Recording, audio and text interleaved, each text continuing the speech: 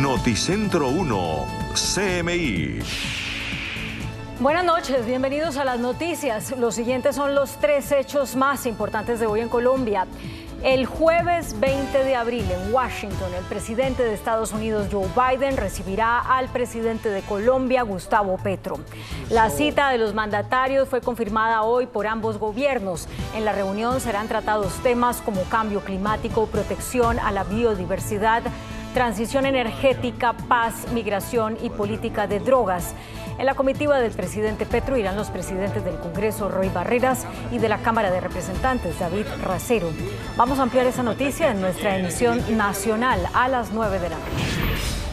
Hay riesgo en la seguridad alimentaria de los colombianos por el incremento en el precio de la carne, debido especialmente al alto costo del ganado y al aumento de las exportaciones de carne bovina, entre otros factores. El precio de este producto, de la canasta básica, está por las nubes. Según la Asociación de Frigoríficos de Colombia, esta situación está afectando los hábitos alimenticios de los colombianos. Ampliación de esta noticia en nuestra emisión nacional a las 9 de la noche. Desde Arauca se anunció que 2 empresas petroleras retoman operaciones. La petrolera canadiense Parex, que cesó operaciones hace 4 meses, y la compañía colombiana Sierracol volverán a producir hidrocarburos en esa región del país. El gobierno nacional se comprometió a brindar seguridad para evitar los ataques del ELN a los oleoductos. Vamos a ampliar esa noticia en nuestra emisión nacional a las 9 de la noche. Las siguientes son las noticias más importantes del mundo hoy. Victoria amarga para el presidente de Francia. Supremo avala reforma pensional aprobada por decreto y estallan multitudinarias protestas. Acusan a joven responsable de filtraciones del Pentágono, mientras que el gobierno de Estados Unidos advierte de un riesgo en la información confidencial. Corte Suprema de Estados Unidos autoriza acceso a píldora abortiva mientras se resuelve el proceso que busca prohibirla. 18,000 vacas mueren en una explosión en Estados Unidos. Con Claudia Palacios y Margarita Ortega.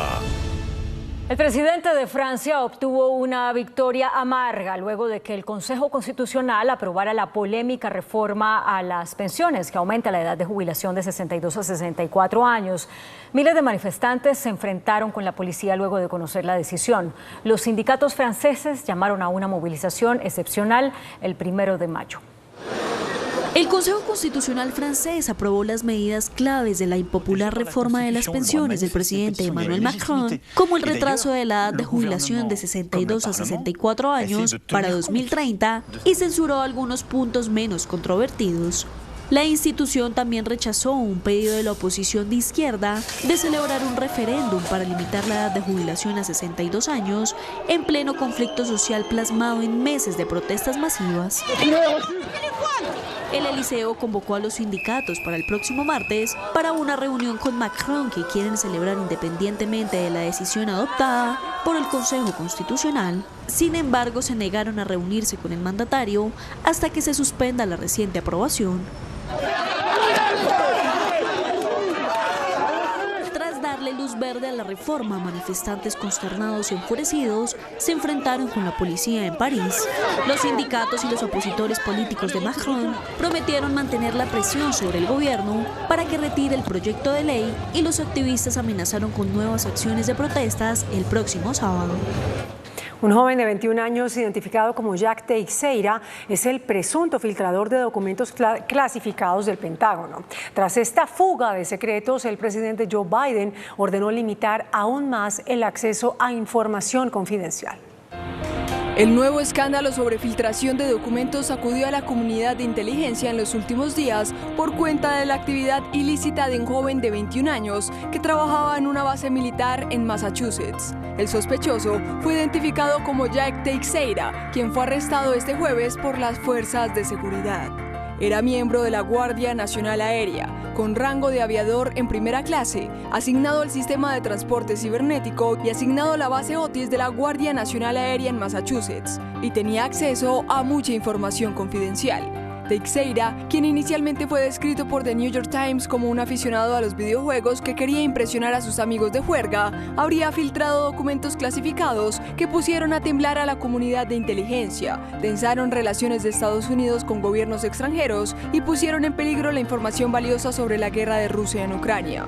Este viernes, Teixeira hizo su primera aparición en un tribunal federal y fue imputado por delitos de transmisión de información de defensa nacional y extracción de información clasificada.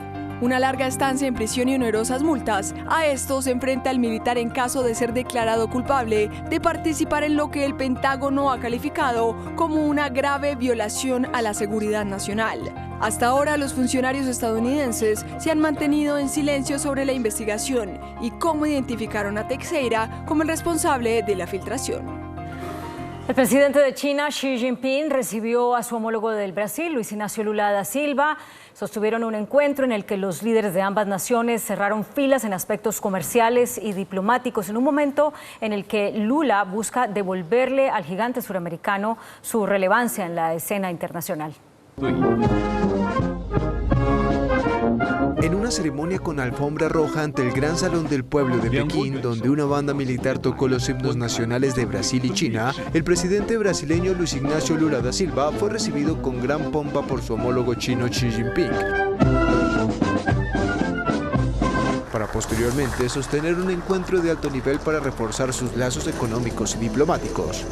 El dirigente izquierdista está en China para impulsar los lazos con el principal socio comercial de Brasil y afirmar que su país está de regreso a la escena internacional con intenciones de convertirse en mediador en el conflicto en Ucrania. Aunque Lula quiere que la relación con China trascienda más allá de lo comercial, y es por ello que le dejó claro a Xi que ambos juegan en el mismo bando en momentos en los que el gigante suramericano está dispuesto a ser un actor clave en la defensa del orden multipolar al que aspira Pekín, advirtiendo que el desarrollo de China abrirá nuevas oportunidades para Brasil y el mundo. El mandatario chino, por su parte, aseguró que ambas naciones comparten muchos intereses y sus relaciones serán clave para la paz, estabilidad y prosperidad mundiales. Un juez de la Corte Suprema de Estados Unidos desbloqueó temporalmente el acceso a la píldora abortiva en ese país, después de que la administración del demócrata Joe Biden y un fabricante de medicamentos pidieran se mantuviera el acceso al fármaco abortivo libre de las condiciones impuestas por tribunales inferiores. Samuel Alito, juez de la Corte, pausó esos bloqueos y se podrá comprar sin ninguna limitación. La medida del togado tiene como objetivo darle más tiempo al Tribunal Superior y a las partes para analizar el caso que busca prohibirla antes de una decisión final. El empresario colombiano Álvaro Pulido Vargas, socio de Alex Saab y solicitado por la justicia de Estados Unidos, fue presentado en un tribunal de Venezuela por su supuesta vinculación con una trama de corrupción. Así lo anunció el gobierno de Nicolás Maduro, que presentó a Pulido Vargas junto a 6 exfuncionarios chavistas que cayeron en la purga judicial que actualmente lleva a cabo el oficialismo venezolano. Vargas fue la mano derecha del testaferro de Nicolás Maduro y es señalado por Estados Unidos de haber lavado para el régimen aproximadamente $350 millones. Desde 2021 se ofrece una recompensa de $10 millones por cualquier información que lleve a su arresto. Rusia desplegó su flota del Pacífico en unas maniobras sorpresa con las que el Kremlin busca tener a sus fuerzas al máximo nivel de preparación para la batalla. Sigue creciendo la tensión después de que Rusia se sumó a China en una nueva demostración de fuerza en Asia. De hecho, apenas unos días después de que Pekín simuló un cerco y bombardeo de Taiwán, Moscú anunció unos ejercicios sorpresa que ponen a su flota del Pacífico al máximo nivel de preparación para la batalla para rechazar una agresión de un enemigo potencial desde mares y océanos. Los ejercicios contarán con la participación de bombarderos estratégicos con capacidad nuclear y aviones en zonas disputadas como las Islas Kuriles o Japón. E incluirán acciones defensivas ante ataques con misiles y aéreos masivos, ensayos de búsqueda y destrucción de submarinos, prácticas de tiro con torpedos, artillería y misiles. La Armada fue puesta en alerta justo cuando el Kremlin espera la visita del ministro de Defensa chino, Li Shangfu, para concretar perspectivas de la cooperación bilateral en problemas apremiantes de la seguridad global y regional de las dos potencias. Una estampida durante el Ramadán dejó al menos 10 personas heridas en Jerusalén. Al menos 200.000 fieles llegaron para la oración del mediodía en la explanada de las mezquitas, el lugar más sagrado para el judaísmo y el tercero más importante para el islam, y en el que se encuentra Al-Aqsa, en la ciudad vieja de Jerusalén.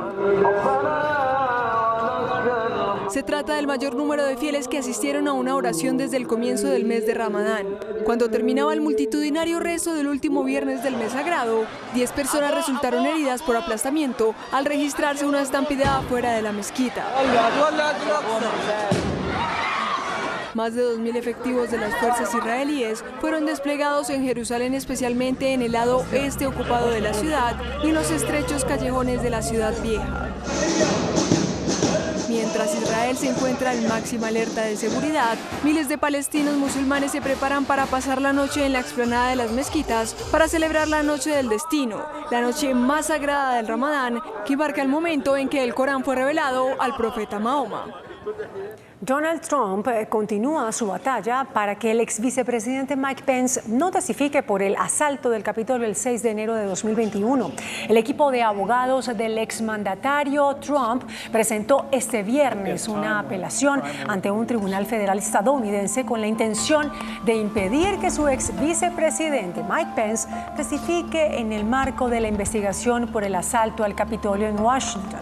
La defensa del empresario ya estaba trabajando en la presentación del documento, aunque debió apresurar el paso al conocer la voluntad de su ex compañero de fórmula por sentarse en el banquillo. La Corte Suprema de Brasil ordenó al expresidente Jair Bolsonaro declarar ante la Policía Federal por los disturbios del pasado 8 de enero. El juez Alexandre de Moraes le dio un plazo máximo de 10 días a Bolsonaro para testificar sobre el asalto a los edificios gubernamentales por parte de sus copartidarios. Al exmandatario se le acusa de haber impulsado las manifestaciones que causaron estragos en el Congreso, el Palacio Presidencial y el Tribunal Supremo. Una explosión e incendio en una granja en el norte de Texas dejó 18.000 reses muertas, siniestro que podría ser el más mortífero para el ganado en Estados Unidos. Los hechos ocurrieron en las instalaciones de Salt Fork Dairy Farms en la ciudad de Dimmitt, Texas. Al parecer, un daño en un aparato de la granja causó la explosión que provocó el incendio. Sin embargo, las autoridades aún no han determinado con certeza la causa del siniestro y las investigaciones continúan. Expert RAW es una interesante función que permite capturar fotografías con un nivel profesional directamente desde la cámara de un smartphone. En la actualidad existen muchos dispositivos móviles con potentes cámaras, sin embargo, estas muchas veces se ven limitadas por configuraciones de fábrica que buscan optimizar el espacio y capacidad de los equipos a largo plazo, algo que puede ser un problema para aquellos usuarios que buscan sacar el máximo provecho de sus fotografías, pero que fácilmente resuelve Expert RAW, la aplicación más profesional en términos de fotografía creada por la gigante surcoreana Samsung. Esta función resulta una poderosa combinación con la lente del sensor de 200 megapíxeles y la cámara frontal de alta calidad del Galaxy S23 Ultra, debido a que con Expert RAW es posible tomar fotografías de hasta 50 MP, permitiendo que el dispositivo capture y almacene fotos profesionales como ningún otro, debido a que trabaja directamente desde la aplicación nativa de la cámara. Además, una de las grandes ventajas de fotografiar en RAW es capturar imágenes sin ningún tipo de compresión, procesamiento digital, filtro o cambios de imagen, dejando el archivo en bruto y con todos los datos captados por el sensor listos para ser editados manualmente, tal y como lo hacen los fotógrafos profesionales. Muy buenas noches. Se prendieron hoy las alarmas en todo el país por el estado de la mayoría de las vías de la nación. Un puente ya se cayó, causando graves estragos de comunicación, y las lluvias amenazan otros corredores viales. En algunos lugares se ha declarado emergencia y calamidad pública. Nuestro invitado esta noche es el doctor William Camargo, presidente de la Agencia Nacional de Infraestructura, ANI, que pertenece al Ministerio del Transporte. ¿Qué es lo que está pasando, doctor William? Yamil, buenas noches. Nuestro país tiene una topografía hermosa pero compleja. Tenemos 3 cordilleras, tenemos un sistema hídrico de los más caudalosos y abundantes del mundo, y adicionalmente tenemos una configuración histórica de nuestras ciudades alrededor de los ríos con problemas de ubicación de ciudadanos en zonas de riesgo y adicionalmente una complejidad que se ha aumentado por cambio climático. Tenemos periodos de lluvia más frecuentes y eso genera una saturación de suelos que pone en riesgo la topografía y los cortes que hemos hecho para conectar nuestra infraestructura vial. ¿En qué lugares del país, doctor William, hay hoy dificultades de tránsito graves? Digamos que hay algunas complejidades, obviamente, en la zona sur del país, el Cauca, la zona de Rosas, hemos tenido alguna complejidad justamente por la afectación que tuvimos hace poco de inundación.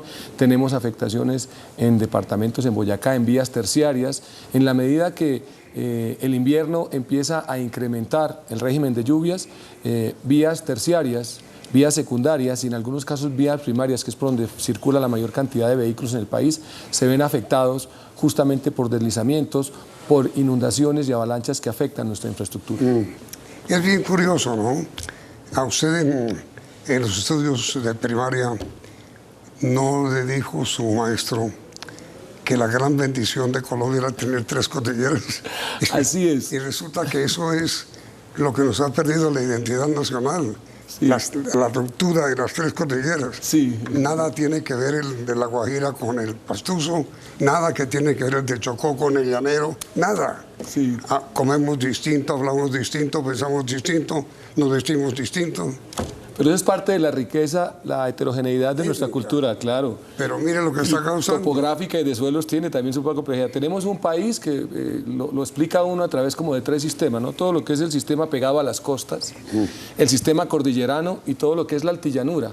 Son configuraciones con temas asociados a conectividad internacional con nuestros puertos, conectividad carretera, preferiblemente de norte a sur, pero posteriormente transversal para conectar las capitales con los puertos que están obviamente en el Atlántico, en el Pacífico, y la altillanura, que es principalmente un territorio fluvial, un territorio anfibio con muy pocas carreteras y que se conecta prácticamente por lanchas y por aviación. ¿Qué tan grave o qué tan serio es el peligro de que Buenaventura y Bogotá nos quedemos incomunicados? Ahí tenemos muy poquitas redundancias, inclusive estamos revisando algunas conexiones entre Lobo Guerrero y Buenaventura, justamente porque allí estamos moviendo 17 millones de toneladas que permiten importaciones y exportaciones hacia el centro del país. Parte un poco de la tarea del Ministerio con el Plan Maestro de Transporte Intermodal es tener justamente redundancias, es decir, carreteras alternas para que esa infraestructura y esa afectación no limite, digamos, la posibilidad de conectividad. Lo que pasó, por ejemplo, hace 2 días en el puente en Quindío, tenemos vías alternas que perfectamente permiten absorber esa carga de tráfico. Pero digo, ¿sí hay riesgo de que haya una interrupción en la comunicación? Parte de lo que hemos identificado es justamente esos lugares donde no hay redundancias y los estamos cubriendo. Hoy en día tenemos relativamente controlado. ¿Pero sí hay peligro de que se nos interrumpamos en la comunicación terrestre entre Buenaventura y Bogotá? Ese riesgo existe, pero hoy en día tenemos vías alternas que nos permiten conectarnos muy rápido. En algunos casos se habilitan desvíos de mayor longitud, pero tenemos conectividad. ¿Hasta dónde nos está afectando en el tránsito comercial, especialmente, es decir, de mulas, el problema de Rosas? Digamos que ahí logramos restablecer la conectividad. Ya hay una circulación restringida, obviamente, porque la infraestructura, sí, ya tenemos una circulación. ¿De tractomulas? Exactamente, eso ya se habilitó. ¿Sí? Eso está permitiendo ya la conectividad y estamos restableciendo. El INVIAS está haciendo la tarea para que se tenga la solución definitiva sobre la Panamericana, pero ya hay una conectividad habilitada. ¿Pero por qué algunos informantes dijeron hoy que el restablecimiento de la comunicación por Rosas demoraba 4 meses más? Sí, tenemos alguna limitación porque la capacidad de la vía debe administrarse por la cantidad de tráfico que se está manejando. Obviamente que hay un ejercicio de alternancia en el uso de esa infraestructura y efectivamente hay, digamos, tiempos adicionales, pero hay una conectividad que hoy en día permite el flujo de alimentos y no hay riesgo de inseguridad alimentaria. No, pero con todo respeto no lo entiendo. ¿Hay o no hay tránsito? Sí hay tránsito, efectivamente. No es cierto de que se necesitan 4 meses. ¿Ah, no? No. Hoy en día tenemos conectividad, el INVIAS ha garantizado esa conectividad. ¿Se están pasando por Rosas? Sí, señor. Hay una conectividad por una vía alterna temporal que construyó el INVIAS. Rosas. No, hay una vía alterna que construyó Invías. Rosas ya se descartó. Sí, ahí tenemos un tema. Ahí no la van a reparar. No, ahí lo que se va a hacer es el tramo que se perdió, se va a construir, digamos, una conexión de alrededor de 2.4 kilómetros que el INVIAS ya está diseñando como solución definitiva, con un puente de una luz importante, y mientras esa construcción se termina, hay una habilitación temporal de un corredor. Pero entonces, no es verdad que el Quindío esté incomunicado, ¿no? No, ese es el corredor que tuvimos hace 2 días, en el que efectivamente entre Quindío y Valle, el puente que tuvimos hace 2 días la afectación, ya habilitamos vías alternas y está la solución definitiva. Y hay tránsito normal. Sí, exactamente. De tractomulas. Exactamente. Ahí definimos una vía alterna para transporte de carga, Armenia, Calarcá, Pereira, y definimos también unos recorridos alternos para vehículos livianos, para que la infraestructura se pudiera balancear en el uso por los usuarios. ¿Y qué fue lo que pasó hoy en Santander? En términos de que que hubo un derrumbe ahí también. Sí, digamos que lo que tenemos hoy en día es el aumento de lluvias, afecta en algunos casos los taludes que tenemos consolidados, taludes que llevan determinado tiempo estables. Cuando hay aumento de lluvias se cargan, se llenan de agua y aumentan el peso, y los deslizamientos obviamente afectan la infraestructura vial. Hubo un derrumbe que tiene incomunicados algunos sectores. Sí, digamos, es situaciones que habitualmente el INVIAS atiende de manera inmediata con cuadrillas. En algunos casos el restablecimiento es inmediato, en otros casos se demora por efectos del volumen de material desplazado en el deslizamiento. Pero ¿cuáles son, digamos, cuál es la comunicación entre qué municipios que está interrumpida? Digamos, en este momento no existe, no tenemos referencia. Pero un derrumbe. Sí, habitualmente el INVIAS lo que hace es... ¿Y eso se arregló? Exactamente, lo restablece. Entonces, con excepción de la desviación de Rosas y el problema del derrumbe en Santander, ¿no hay más grandes dificultades de tránsito en el país? Tenemos algo también en el sur, en Santana Mocoa. También había una afectación que ya restablecimos. ¿Entre qué y qué? Santana Mocoa, en el sur del país. ¿Santana? Sí, eso es una... ¿Santana no queda en Boyacá? No. Sí. Ahí hay un Santana también, Boyacá, ¿no? En Santana Mocoa, hace unas semanas tuvimos alguna afectación, ya está restablecido el tráfico, y parte un poco de la diferencia entre INVIAS y la ANI es capacidad de respuesta. Las vías concesionadas que administramos nosotros tienen una capacidad de respuesta mayor, mucho más rápida, pero adicionalmente, hoy en día el sistema de emergencia nos permite también movilizar en momentos de ola invernal maquinaria amarilla entre concesiones y el INVIAS para atender, por ejemplo, deslizamientos en los municipios cuando se afecta su malla vial terciaria. Y a ver, doctor William, ¿lo que viene es temporada de lluvias o no?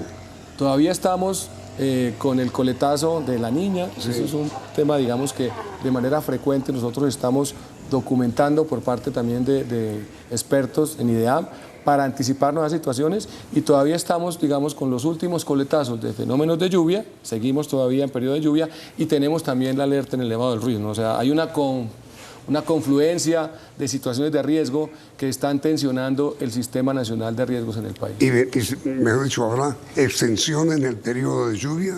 Sí, está previsto. ¿Y hasta cuándo? Digamos que inicialmente esperábamos que llegara febrero, marzo, pero el periodo de lluvia se está extendiendo, todavía no hay tranquilidad de que se vaya a apaciguar, y obviamente nuestra infraestructura está en este momento en riesgo por ello. ¿Cuántos meses más? Digamos que lo que sugiere el IDEAM en este momento es que hasta mayo, junio todavía vamos a tener periodos de lluvia. Que habitualmente es un periodo de calor. Exactamente, eso es parte de lo que el cambio climático nos está generando, no solamente en Colombia, sino en el mundo entero. Me he dicho clima loco. Así es, Yamil, ese es un problema que incrementamos nosotros con el consumo de energías fósiles, el uso a veces del vehículo de manera indiscriminada y una matriz energética que está orientada principalmente a combustibles fósiles, parte de lo que esta transición energética que nuestro presidente y el mundo están planteando modificar. ¿Y qué era lo que usted le mencionaba, doctor Camargo, sobre el problema en Boyacá? Digamos que hay departamentos con un número importante de municipios. El departamento con el mayor número de municipios en Colombia es Antioquia y le sigue Boyacá. Y estos municipios, que además son municipios agricultores y turísticos, y pico, ¿no? 123 tiene Boyacá, si no falla la memoria, Antioquia está como 128, 130, están conectados por malla vial terciaria. Y esta malla vial terciaria es una malla vial de menores especificaciones y que en la medida que aumente el invierno afecta, por ejemplo, comunidades y la provisión de alimentos en el país. Es que el problema que hay es que, primero, Boyacá no tiene vías y Antioquia las tiene, pero está lleno de montañas. Exactamente. Digamos que Boyacá tiene como vías principales 2 concesiones, el resto es malla vial secundaria y terciaria, a diferencia de Medellín, que tiene todo un sistema de autopistas de primera a quinta generación, muy bien dotado y una topografía mucho más compleja. Allí tenemos un sistema de túneles y viaductos mucho más robusto que el que encontramos, por ejemplo, en terreno plano y ondulado yendo hacia Boyacá. Después de comerciales, doctor William, ¿cuál es el lugar de Colombia topográficamente que más le preocupa hoy?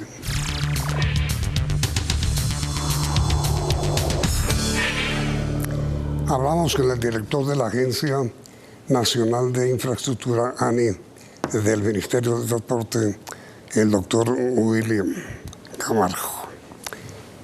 ¿Qué es lo que pasa en San Luis, en Antioquia? Ahí tuvimos un derrumbe hace algunas semanas que ya se logró restablecer, es justamente la conexión Bogotá-Medellín, que adicionalmente es una vía que tiene una complejidad topográfica también bastante, digamos, recurrida por efectos de lluvia y ya logró, digamos, restablecerse. Esto es un proceso, digamos, que habilita normalmente Invías. Hay unas vías a cargo del Instituto Nacional de Vías y otras de la ANI, de las 19.500 aproximadamente que malla vial principal tiene el país. ¿Y qué es lo que pasa, doctor William, con la vía entre Neiva y el centro del país? Ahí tuvimos también una afectación en Santana Mocoa. Este es un corredor que está concesionado y que tuvo, digamos, una afectación importante que ya fue restablecida. Nosotros de alguna manera tenemos una atención inmediata cuando esto surge. En esa malla vial hacemos coordinaciones, obviamente, con unidades de gestión de riesgo, con autoridades locales, y lo primero que habilitamos son desvíos de tráfico. Digamos que nuestra infraestructura es bastante compleja y esa heterogeneidad topográfica también nos impone retos en la solución de la ingeniería. Pero tanto la vía en el tramo de San Luis en Antioquia, como el tramo entre Neiva y el centro, hay tránsito normal. Sí, ya tenemos tránsito. Con dificultades, pero... Sí, señor, así es. Para advertirle a los televidentes qué lugares no deberían utilizar.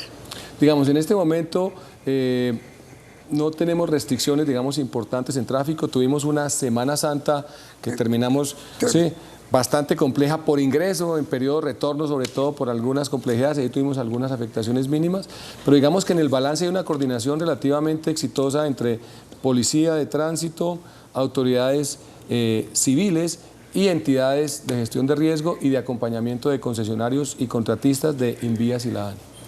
¿Qué es lo que pasa, doctor Camargo, en la línea? Digamos que allí lo que tenemos, después de que se implementó la habilitación del sistema de túneles de la línea, en algunos casos fallas, digamos, localizadas pueden estar afectando la conectividad. La misma situación de ingreso, por ejemplo, al corredor Bogotá-Girardot. Ahí tenemos un proyecto de la ANI que en algunos casos por efecto constructivo ha generado algún estrés entre los usuarios, justamente por las actividades que desarrollan los concesionarios para cumplir la entrega de los tramos de vía que están comprometidos a desarrollar. ¿Qué es lo que está ocurriendo entre Barranquilla y Cartagena que la gente se queja tanto? Ahí tenemos unos temas asociados a erosión costera, que de alguna manera también estamos solucionándolos con el concesionario, y algo que se ha instalado en una resistencia de los usuarios a pagar el peaje. Una situación desafortunada porque el peaje es el mecanismo con el que hacemos mantenimiento y operación de las vías, y es un esquema que está habilitado por la norma nacional y que faculta al Invías y la ANI para recaudar recursos que justamente permiten ese mantenimiento. Es como la administración de la casa. Si no se paga y no se hace inversión, la casa se deteriora, y eso lo pagamos entre todos porque son bienes comunes. El Invías, solo por darle una cifra, Yamil, administra 11.000 kilómetros con 35 peajes. Pero ese peaje está en concesión o es oficial. No, ese es un peaje que tiene el Invías. ¿Oficial? Sí, ese es un peaje que administra el Invías, lo recauda y lo distribuye para esa malla vial. Pero lo levantaron ayer o antier. Sí, ahí tuvimos un tema, justamente en la costa atlántica, la ANI administra 117 peajes y tenemos 8.500 kilómetros de red vial. Esos peajes están cargados a cada una de las concesiones y hay una resistencia natural por algunas situaciones de ubicación de los peajes que estamos revisando con el señor ministro, con las comunidades, pero insistimos en la importancia de honrar el pago de esos compromisos, porque además con eso nosotros garantizamos el pago a nuestros contratistas. El esquema concesionado tiene esa bondad. Pero ¿cuál es, doctor, el problema concreto que hay por el cual protesta tanto la gente, tanto, pues que hasta estudios ha habido entre Barranquilla y Cartagena? Allí, digamos, hay, por un lado, la solicitud de que apliquemos tarifas diferenciales. Es un mecanismo que nosotros ya implementamos con las comunidades, y en algunos casos es la reubicación. El peaje no lo quiere nadie cerca a su municipio. No, pero digamos, la población tiene la razón. En algunos casos la reubicación nos ayuda a disminuir esa tensión y la aplicación de las... No, pero digo, la población tiene la razón en su protesta. Sí, digamos que en algunos casos hemos encontrado que esa ubicación termina siendo alcanzada por el crecimiento urbano y quedan inmersas dentro de una zona, digamos, conurbada, y eso nos implica a nosotros hacer nuevamente reubicaciones y trasladarlo. Pero el peaje tiene, como los impuestos, una resistencia natural al pago. Sí, claro. Pero es un mecanismo que necesitamos para mantener la infraestructura. Pero entonces, digamos, peaje sí, pero no ahí. Exactamente, ese debería ser, porque en últimas necesitamos el mecanismo, porque con eso ha logrado el país mejorar su infraestructura. Tenemos 29 concesiones en este momento. Yo hace mucho rato no recuerdo la vía entre Cartagena y Barranquilla. ¿Cuántos peajes hay? Ahí tenemos, en el corredor que estábamos viendo ayer de autopistas del Caribe, 7 peajes. ¿7? 7 peajes. Pero obviamente es un sistema completo que cubre el departamento. ¿7? No, entre Barranquilla y Cartagena no, ahí tenemos un peaje, 2 peajes en algunos casos, depende de la ruta que uno tome, pero hay un sistema de 288 kilómetros entre... Barranquilla. No, entre Atlántico y Bolívar, que es parte de lo que es Autopistas del Caribe, que tiene 7 peajes. Pero para ir de Barranquilla a Cartagena hay que pagar 7 peajes. No, es un peaje, es un peaje. Es un peaje. Por ejemplo, uno sale de Barranquilla y va a ir a Puerto Colombia. Ahí está ubicado el peaje de Papiros. ¿Qué es el gran problema? Ahí tenemos una situación, porque ese es un peaje de control, ¿sí? Es justamente para que los usuarios no tengan vías evasoras y se pueda controlar el pago. Allí tenemos tarifas diferenciales, y ahí la discusión también tiene que ver con la ubicación y la instalación de una caseta. Entonces nosotros como ANI lo que hacemos es conciliar con las comunidades. No podemos permitir vías de hecho, porque ese recaudo permite el pago para mantener toda la infraestructura, no solamente ese tramo. Pero entonces van a restablecer el peaje. Sí, efectivamente, el peaje va a ser restablecido. No. Concertado, siempre aplicamos tarifas diferenciales, y cuando hay lugar a la reubicación, los estudios tardan de 6 a 8 meses porque hay que hacer todo un estudio económico. El caso, por ejemplo, de Turbaco. Estamos trabajando con la comunidad para restablecer el pago y explorar el traslado del peaje. ¿Y dónde lo van a reubicar? Ahí tenemos una zona interurbana entre el límite urbano de Turbaco y de Arjona. Entonces tenemos que ubicar la zona que no afecte usuarios de corto recorrido, y aplicamos tarifas diferenciales que equivalen a pagar el 20 o el 25% de la tarifa plena del peaje. ¿Y cuáles son, doctor William, los problemas concretos que hay entre Neiva y Bogotá? Digamos que en este momento hay un tema de conectividad en vías de doble calzada, ¿sí? Ahí tenemos esquemas, digamos, de los tramos que tenemos en concesión para ampliar capacidades.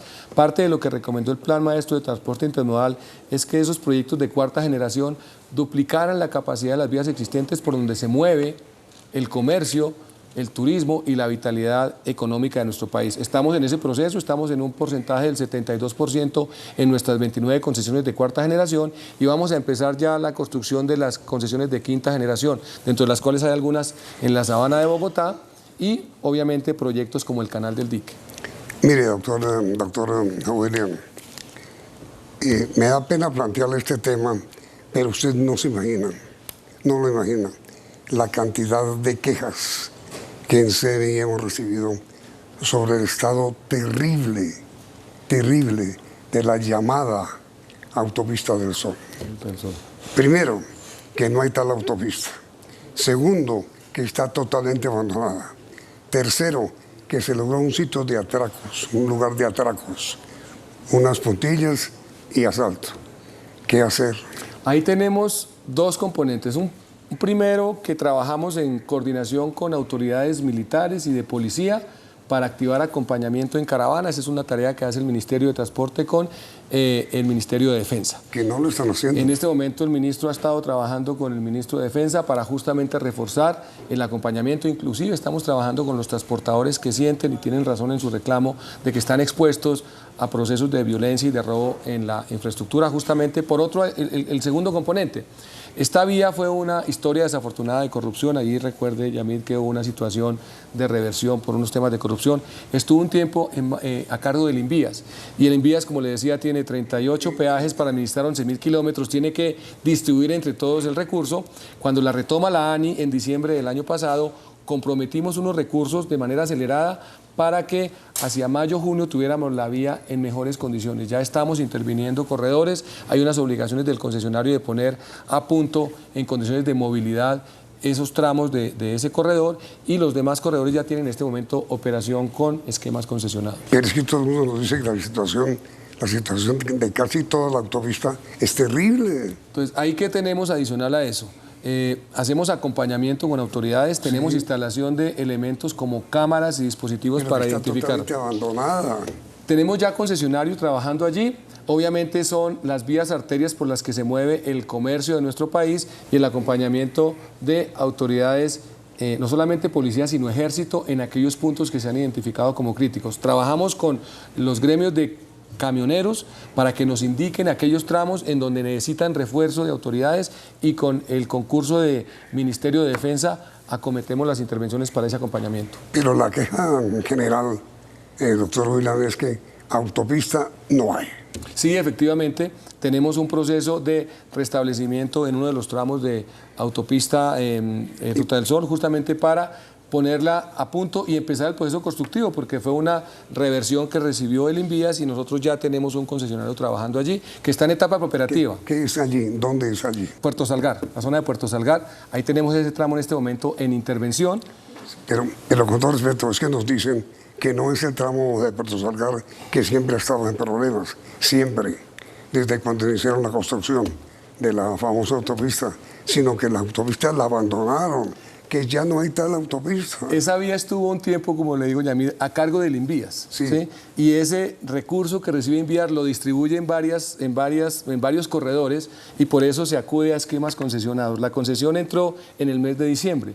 ¿Y la abandonaron? No, la concesión acaba de recibir esa vía. O sea, nosotros ahora. Sí, la acabamos de recibir. ¿Cuándo cree usted, doctor William, que habrá de nuevo autopista del Sol? Digamos que el concesionario tiene una etapa operativa entre 18 y 24 meses para hacer estudios y diseños, y allí lo que hace es mantener la vía en buen estado. Y a partir de allí empieza la ampliación de la capacidad de la vía existente y el reemplazo de las estructuras de pavimentos de manera estructural, y para ello tiene alrededor de 5 años en los diferentes tramos. Antes de 5 años no habrá... No tenemos la autopista con duplicación de capacidad, pero sí mejoramos las condiciones de movilidad. Se hacen parcheos, se hacen rehabilitaciones, justamente para poner la autopista a punto, la vía existente a punto. Es decir, que se garantiza en condiciones de seguridad. ¿Eso será dentro de 5 años? No. Eso es lo que tenemos como compromiso de aquí a junio. En eso está trabajando el contratista. KMI es un concesionario juicioso que adelanta las obras para poner la vía en condiciones transitables. ¿Usted me acepta invitación en el mes de junio para preguntarle cómo? Claro que sí, Yamid. Para decirle, vaya, lo invito y recorra la autopista. Claro que sí, lo hacemos. ¿La habrá reconstruida? Sí, claro, es parte del compromiso. ¿Usted se asegura eso? Claro. Vamos en junio. Háblele a nuestros oyentes. Claro que sí. Les aseguro. Vamos a junio a mirar cómo está el compromiso. Está usted invitado para el primer lunes del mes de junio. Primero también. El último, porque junio tiene 30 días ya. El último mes de junio. Está usted invitado. Perfecto. Doctor Huilán, muchas gracias. Muchas gracias, Yamid, y buenas noches. Y a ustedes, televidentes, también gracias por la sintonía. Y los invito a que continúen aquí, en Noticentro 1. CM. Noticentro 1, CMI. Lucha antidrogas, cambio climático y transición energética. Temas claves para reunión de presidentes Biden y Petro. El próximo domingo viaja el presidente Petro a Estados Unidos. primero intervendrá en la ONU en Nueva York. El mandatario también hablará sobre la paz total en conferencia que dictará en la Universidad de Stanford. Versiones contradictorias de dos ministros sobre petición de renuncia a viceministros por parte de la presidencia. Dirigentes políticos rechazan lo que llaman chantaje burocrático del gobierno. Vuelven dos grandes compañías de petróleo a operar en Arauca. Más gasolina subsidiada para Arauca, anuncia ministra de Minas. En vilo contratos laborales por bloqueos en campos. ELN anuncia que seguirán cobros extorsivos a petroleras. Se dispara precio de la carne. Con Claudia Palacios y Margarita Ortega. Iniciamos nuestra segunda hora de noticias. En la oficina oval de la Casa Blanca, el próximo jueves 20 de abril, el presidente de Estados Unidos, Joe Biden, se reunirá con el presidente Gustavo Petro. En la reunión serán tratados temas como cambio climático, transición energética, esfuerzos de paz, migración, política de drogas, en la que son socios los dos países. En la comitiva del presidente Petro irán los presidentes del Congreso, Roy Barreras, y de la Cámara de Representantes, David Racero. La reunión de los presidentes Joe Biden y Gustavo Petro fue confirmada por las secretarías de prensa de los dos gobiernos. La Casa Blanca manifestó que es el encuentro para fortalecer las relaciones bilaterales mediante el progreso en áreas de interés nacional mutuo, incluyendo la promoción de una mayor cooperación económica y de seguridad. Los dos líderes también discutirán los esfuerzos conjuntos para combatir el narcotráfico, luchar contra el cambio climático, abordar nuestro desafío migratorio regional y promover los valores democráticos, los derechos humanos y laborales en la región y en el mundo.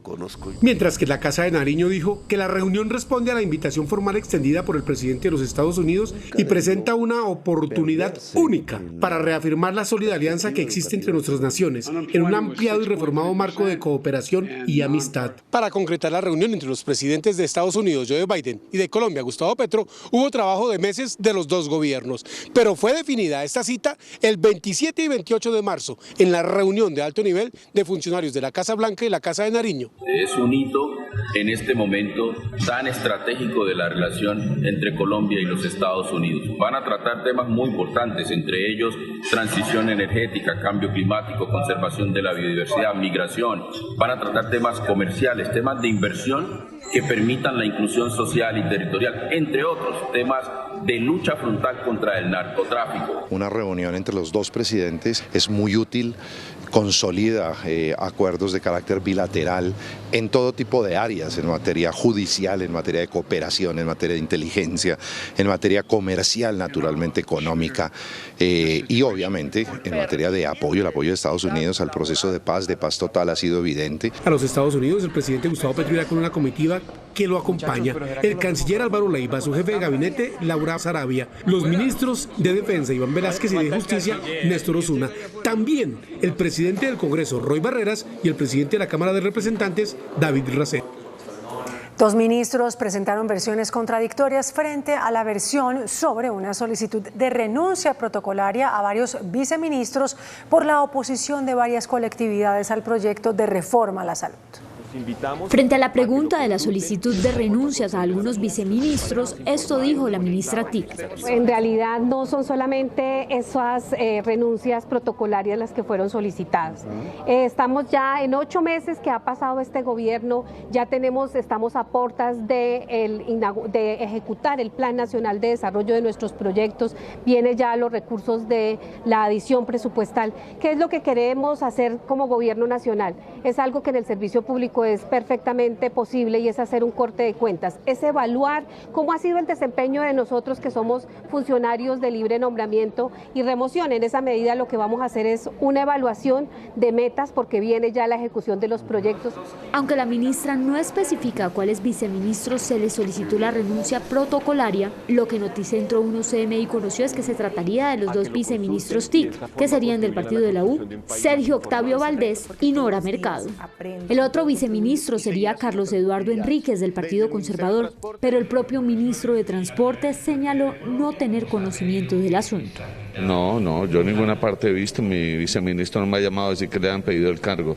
Ahí creo que ni siquiera le he dicho que le han pedido la renuncia, ni siquiera yo he pedido que lo saquen, además es un gran funcionario. La situación ha sido interpretada como una presión a los partidos por la postura frente a la reforma a la salud. La reforma de Carolina Corcho fue construida de forma sectaria y excluyente, de espaldas a pacientes, médicos y académicos. Pero con el chantaje burocrático al que somete a los partidos para aprobarla, el gobierno le dio un entierro de quinta a la legitimidad que nunca tuvo.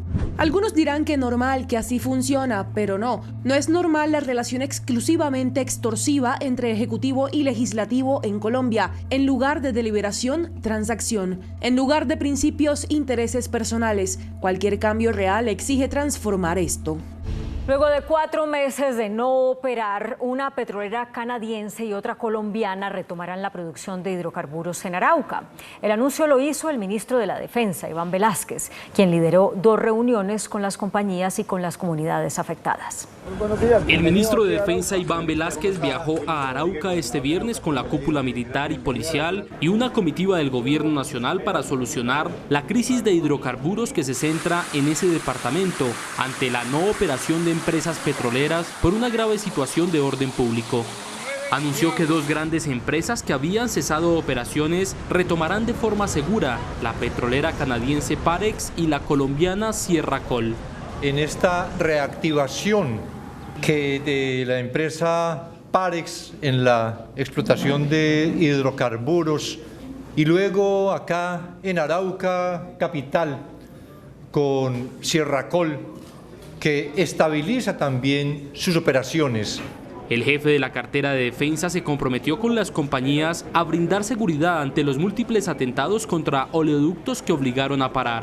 Establecimiento de una mesa integral, que no es solo el tema de los hidrocarburos, que es un tema importante, pero que es el tema de la recuperación económica, social, política del departamento. Habrá monitoreo constante de la situación de orden público por parte de las fuerzas militares.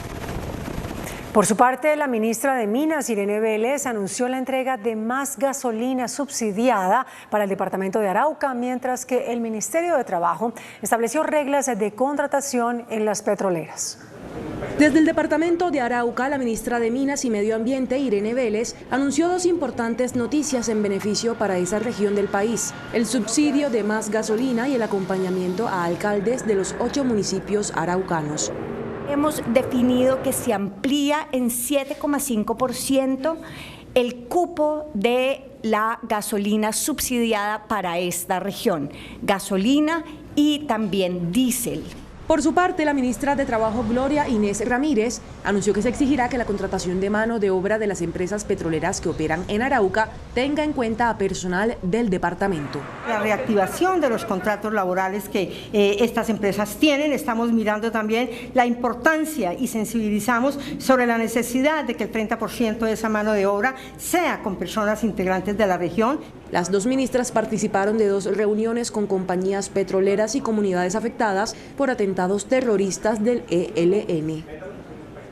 Ecopetrol anunció una crítica situación de orden público en Arauca y en Antioquia por los atentados cometidos por grupos armados a los oleoductos. Pide que paren los ataques. El gobierno está trabajando en un momento difícil de negociaciones de paz, lo cual lo hace más complejo, pero yo creo que no podemos politizar la producción de petróleo. Yo creo que eso sería gravísimo para el país. Para Saúl Catán, presidente de la Junta Directiva de Ecopetrol, es muy crítica la situación de orden público que se vive en los departamentos de Arauca y Antioquia por los atentados a oleoductos y empresas petroleras. Es un tema crítico. Yo creo que los subversivos pues no se han dado cuenta que esto es un activo de todos los colombianos, que le están haciendo daños a todos los colombianos, que le están haciendo daño al país. Graves afectaciones económicas por el cese de operaciones. Hay pozos que se han parado, que hemos tenido que parar la producción o el transporte porque pues realmente no se puede operar. Este año se han perpetrado al menos 112 atentados contra empresas y oleoductos. Se ha hablado con el Ministerio del Interior, se ha hablado con las fuerzas militares, se ha hablado con el gobierno en general y la preocupación es alta. Presidente de la Asociación Colombiana de Ingenieros de Petróleo, Luis Guillermo Acosta, sostuvo que los bloqueos en el campo de Yondó, en Antioquia, obligó a la suspensión de 16 contratos laborales. El campo operado por Ecopetrol cumple 5 días de bloqueo afectando la actividad económica en la región. Cerca de 16 contratos laborales ya fueron suspendidos que representan entre 500 y 800 puestos de trabajo. Está afectando las comunidades, está afectando el campo, está afectando a Ecopetrol, está afectando a 11 o 12 compañías más de servicios y básicamente no llegamos a una solución. La industria insiste en medidas del gobierno para garantizar la seguridad en los campos petroleros. Pareciera que no hay una protección para todos aquellos que pertenecemos a esta industria, que también tenemos derechos, que también estamos esperando que el gobierno nos proteja y que también esperamos un futuro mejor para Colombia. Al menos 12 empresas prestadoras de servicios pararon operación con pérdidas en producción de más de 11.000 barriles de crudo. La guerrilla del ELN, responsable de múltiples ataques a oleoductos y de extorsiones a empresas, advirtió que las compañías deben seguir pagando para operar en Arauca y, según ellos, por hacerle daño al medio ambiente. El comandante político y estratégico del Frente Oriental del Ejército de Liberación Nacional se refirió a la situación que vive Arauca frente a las petroleras. Las multinacionales tienen que pagar la afección o afectación ambiental que han hecho en la región. Tienen que dejar de estar financiando los grupos mercenarios, narcoparamilitares y paramilitares, que tienen que pagar por el etnocidio y el ecocidio que han hecho en la región. Para el Ejército de Liberación Nacional es importante que en el próximo ciclo de diálogos en La Habana, Cuba, se ponga este tema en la mesa de conversaciones. La ministra de Salud, Carolina Corcho, se aseguró que los cambios a la reforma de la salud dependen en este momento del Congreso de la República. Frente a personal del sector salud, bancada parlamentaria, población académica y campesina del Oriente Colombiano, reunida en la Universidad Industrial en el marco del Foro a la Salud, la ministra Carolina Corcho aseguró que el destino de la reforma al sector está en manos del Congreso. El Congreso de la República es el que define las proposiciones. El Ministerio de Salud lo que hace es emitir conceptos técnicos, pero en este momento ya la decisión está en manos de la Comisión Séptima. Ante los asistentes, la jefe de la cartera de Salud desmintió diferencias con el ministro del Interior. Hay varios titulares de prensa donde estamos agarrados de las mechas, donde supuestamente hay una disputa entre una pelea. Entonces le estaba escribiendo yo al ministro, quería preguntarte por qué estamos peleando, no estaba enterada yo de que estaba peleando contigo.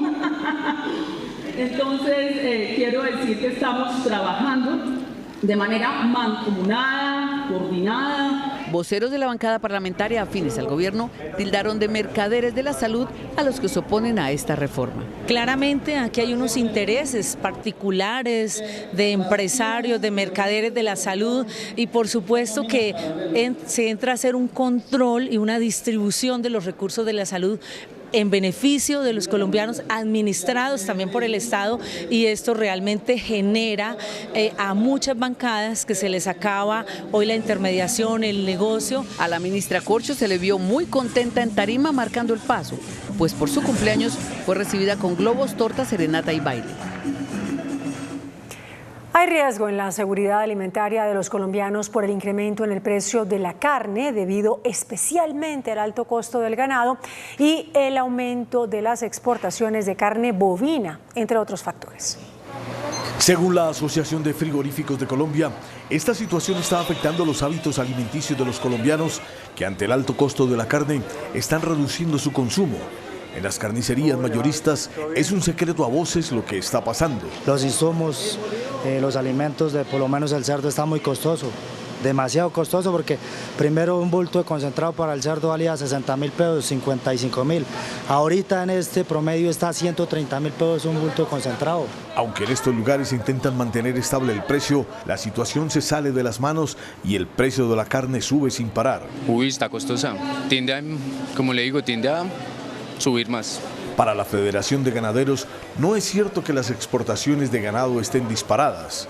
El primer país a donde se va el ganado colombiano es Arabia Saudita con 26.936 cabezas por un valor de $20.965.000. El segundo destino es Egipto con 4.554 cabezas por valor de $3.244.000.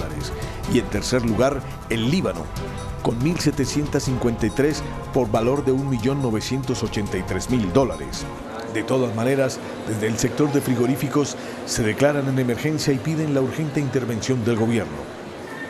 La Contraloría General advirtió del riesgo de pérdida de 71.871 millones de pesos en las obras del acueducto regional de los municipios de La Mesa y Anapoima. La advertencia va dirigida al Ministerio de Vivienda, Findeter y a las empresas públicas de Cundinamarca, responsables de las obras del acueducto regional. Las falencias en la planificación del proyecto provocarían la pérdida de lo hasta hoy invertido. El caudal que se pretende suministrar a través de un convenio con el acueducto es de 43.75 litros por segundo y la demanda de los municipios es de alrededor de 120 litros. Es decir, que por más de que terminemos el proyecto, tendríamos que buscar fuentes alternativas de agua para poder inyectarle a ese acueducto. Aunque se ha dicho que el acueducto se entregará en junio de este año, la Contraloría considera que la obra actual es inviable. Vienen desde el 2006 esperando el proyecto y aún no se ha terminado. Sumado a que el metro cúbico que estimamos nosotros que podrían pagar los habitantes tanto de La Mesa como de Anapoima sería superior al que actualmente están pagando en esos municipios los habitantes. Un permanente monitoreo hacen las autoridades al incremento de la actividad del volcán Nevado del Ruiz. El Servicio Geológico Colombiano, en su reporte diario del volcán Nevado del Ruiz, informó que el aparato volcánico sigue presentando variaciones en su interior y que cada vez el magma se encuentra más cerca del cráter. Digamos que la semana anterior tuvimos un desplazamiento de magma desde una distancia cerca de 5 kilómetros hasta el cráter. Este movimiento de ese magma generaba, digamos que fracturamiento de roca y movimiento de fluidos, porque el magma está moviendo, o sea, estaba buscando zonas de debilidad y esa zona de debilidad lo llevaba directamente al cráter. Por ello, desde Caldas se están activando todos los protocolos con el gobierno nacional para facilitar las acciones preventivas y estar atentos a toda la evolución del volcán. El Servicio Geológico Colombiano informó además que el número de sismos al interior del volcán aumentaron nuevamente, lo que estuvo asociado a continuas emisiones de ceniza producto de la alta inestabilidad en su interior. Con un emotivo plantón, exalumnas y padres de familia protestaron contra presuntos casos de abuso sexual y acoso sexual y también de homofobia en el colegio Betel, ubicado en la localidad de Suba. La institución respondió. Desgarradores reclamos. ¿Por qué no das la cara? Quiero que salga, pida perdón. Indignación. Graves denuncias. Docentes se referían a nosotros como ramera, prostituta, perra. A mí un docente me tocaba. En un salón de clase me besó. Una decena de denuncias reposan en la Fiscalía contra el Colegio Betel por los delitos de abuso sexual, acoso sexual, homofobia y discriminación. 4 por abusos sexuales, otras por discriminación. En total vamos 10 denuncias. Uno de los casos más graves es el de Valentina, quien denuncia haber sido abusada durante más de 2 años por el pastor del colegio. En la oficina, en el tercer piso, él abusaba de mí, me cogía las piernas, me masturbaba delante de 2 compañeros que recibían el discipulado. Y Sarita, de 11 años, quien tuvo que soportar homofobia y discriminación por su orientación sexual. Al punto que ella quiso atentar contra su vida. Que yo era un demonio y que me iba a ir al infierno, y una me quiso hacer un exorcismo. El colegio respondió a las acusaciones. Hay un afán por difamar la imagen del colegio cristiano. Eso es lo injusto de que están generalizando, cuando fue una persona la que cometió los supuestos hechos. Pero aclaran que no aceptan la homosexualidad. Si un niño tiene algún tipo de problema de esa naturaleza y viene a este colegio, se le va a enseñar la doctrina bíblica, en la cual está establecido que ese comportamiento no es bueno. En lo corrido del año se han registrado 1.400 casos de presunto abuso contra estudiantes en los colegios de Bogotá.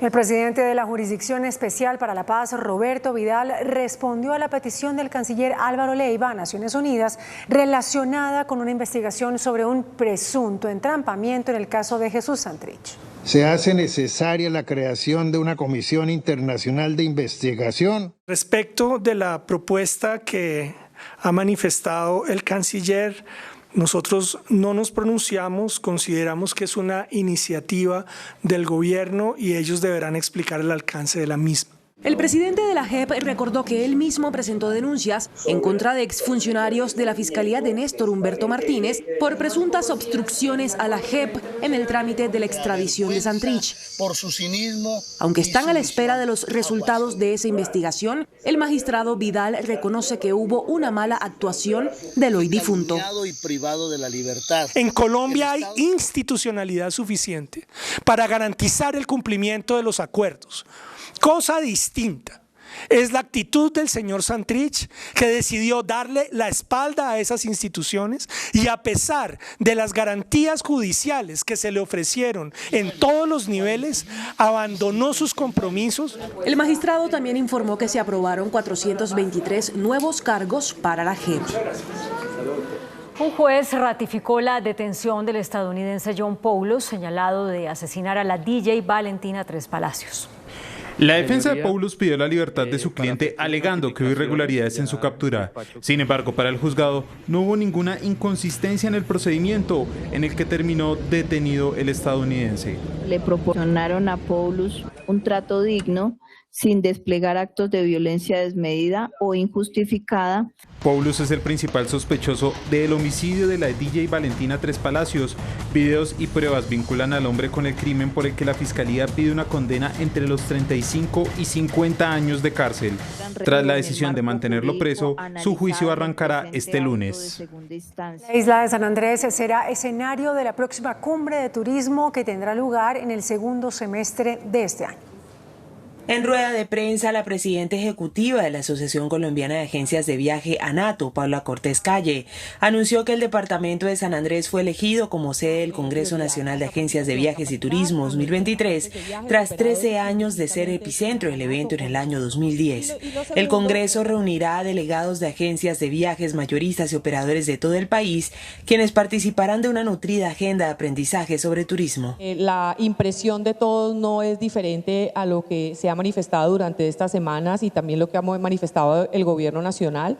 La situación fue especialmente difícil para la isla de San Andrés. Por su parte, el secretario de Turismo anunció que durante el Congreso se estarán promocionando los nuevos atractivos y negocios turísticos que permitirán dejar ver a San Andrés como un destino con propuestas más allá del sol y playa. La Fiscalía acusó formalmente a alias Violeta, integrante de la Mesa de Negociación de Paz con el ELN, por su presunta participación en el atentado en 2017 en el Centro Comercial Andino. El ente investigador acusó formalmente a Violeta Arango, alias Violeta, actual integrante de la mesa negociadora del ELN, por ser una de las presuntas autoras intelectuales del atentado en el Centro Comercial Andino, en el que murieron 3 personas y 10 más resultaron heridas. En la diligencia, el juez le ordenó a la Fiscalía que sea más preciso sobre la participación de Violeta en el atentado para continuar con el juicio. Un escrito de acusación debe señalar hechos jurídicamente relevantes y, por favor, señor fiscal, debe centrarse en la conducta con relevancia penal, pero de la procesada. Por el atentado ocurrido en 2017, la Fiscalía busca una condena para alias Violeta por los delitos de concierto para delinquir agravado, terrorismo y homicidio agravado, lo que le conllevaría una pena de más de 40 años de cárcel en caso de ser declarada culpable. A pocas horas de anunciarse formalmente la instalación de la mesa de diálogos con las disidencias de Iván Mordisco, este grupo subversivo advirtió que el cese bilateral del fuego está en riesgo. Todo está listo para que en el Yarí se dé el primer paso previo a la instalación de la segunda mesa de conversaciones, además de la del ELN. Sin embargo, el llamado Estado Central o disidencias de Iván Mordisco, a través de este comunicado, advierten que el cese bilateral del fuego que inició el 1 de enero de este año podría estar en riesgo.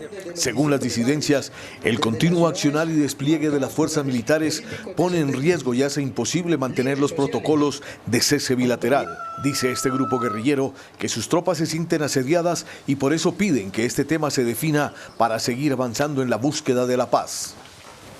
Las autoridades investigan un presunto secuestro captado en cámaras de seguridad en el barrio La Alquería, en el sur de Bogotá. A esta hora, las autoridades en Bogotá investigan el presunto secuestro de un ciudadano en plena vía pública. Cámaras de seguridad captaron el momento exacto en el que hombres armados interceptan a la víctima, la amenazan y la suben por la fuerza a un vehículo. El hecho denunciado por el concejal Rolando González se habría registrado sobre las 7 de la noche de este viernes en el barrio Alquería, en la localidad de Puente Aranda. El secretario de Seguridad, Óscar Gómez Heredia, se encuentra en el lugar intentando esclarecer lo sucedido.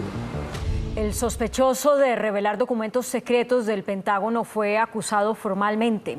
En Francia aprobaron la reforma pensional impuesta por decreto por el gobierno de Emmanuel Macron. Las noticias del mundo en Noticentro 1 CMI. El sospechoso de filtrar documentos clasificados del Pentágono que pusieron a temblar a la comunidad de inteligencia de Estados Unidos fue identificado como Jack Teixeira, quien fue arrestado por las fuerzas de seguridad.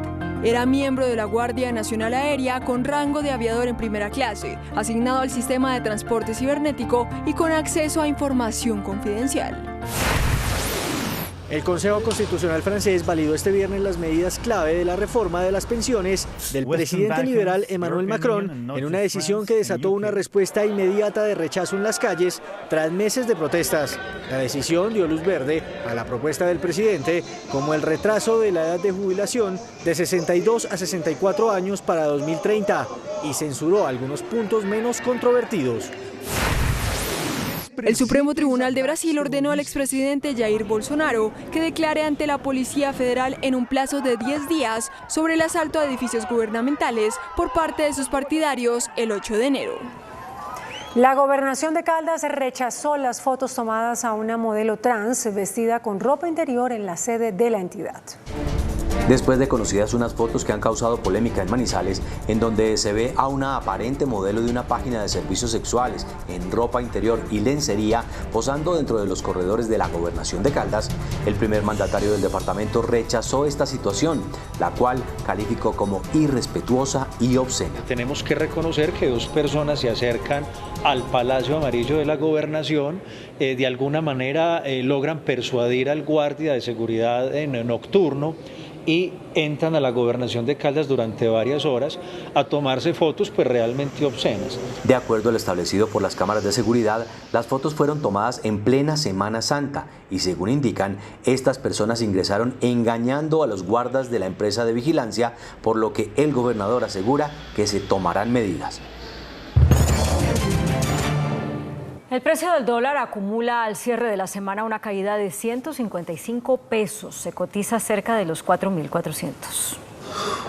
Esta semana el precio del dólar bajó significativamente, en parte por el contexto internacional. Desde el lunes la divisa, cuando se ubicaba en 4.580 pesos, inició su descenso bajando a 4.516 pesos, pasando el día miércoles a 4.458 pesos y cerrando el jueves a 4.424 pesos. El viernes el dólar descansó con un promedio de 4.425 pesos. En total en la semana la divisa cayó 155 pesos. El alza del precio del petróleo y la menor inflación en Estados Unidos entre los aspectos. Expectativas de tasas de interés en Estados Unidos hacia abajo hacen que definitivamente el dólar deje de ser tan atractivo como lo venía haciendo y experimentemos las bajas que se han vivido hasta hoy. También se observa una corrección a niveles real del precio del dólar. Reacomodamiento de un problema de especulación financiera en el mercado de cambios que hubo en octubre y noviembre del año pasado. Es decir, no nos quedemos atónitos si de pronto el dólar puede estar llegando a niveles entre 4.200 y 4.000 pesos a final de año. La tendencia se mantendría la próxima semana. El Tribunal Administrativo de Antioquia falló a favor de EPM una demanda de nulidad que interpuso la compañía contra una sanción impuesta por la Autoridad Nacional de Licencias Ambientales. La decisión en primera instancia ordena a la autoridad ambiental devolverle a la empresa antioqueña cerca de 6.855 millones de pesos que ya habían sido pagados. El tribunal consideró que la autoridad ambiental no permitió que EPM hiciera una debida defensa del proceso sancionatorio. El presidente de la Unión Sindical Obrera, César Loza, anunció la puesta en marcha del proceso de negociación laboral con las directivas de Ecopetrol.